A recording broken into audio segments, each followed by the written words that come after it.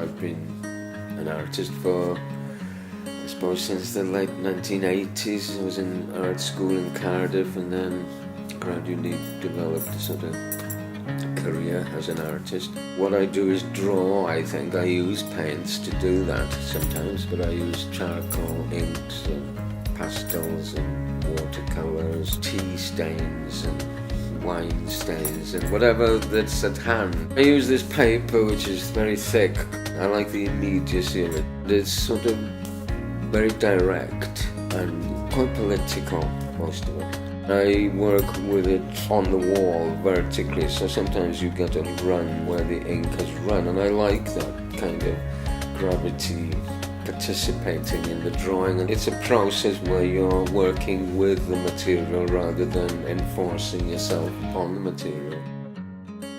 Initially, as a young artist, you take influence from all sorts of places. You know, it was impossible to do sculpture in a small shared flat. So I started doing more drawing and painting and looking at almost naive painters' work and childlike painters. But then, I became more aware of how I could source my own identity as a Welsh speaker from North Wales and what that meant to me.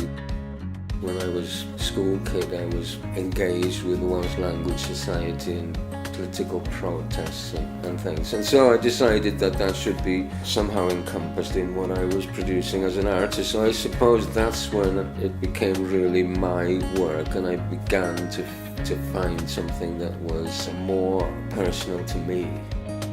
You have to be inspired by something, and then you put the drawings on the wall and you work on them, and then I sit down and look at them, and then more ideas come. They sometimes change totally, or an idea for a new one. It becomes a kind of an obsessive thing almost.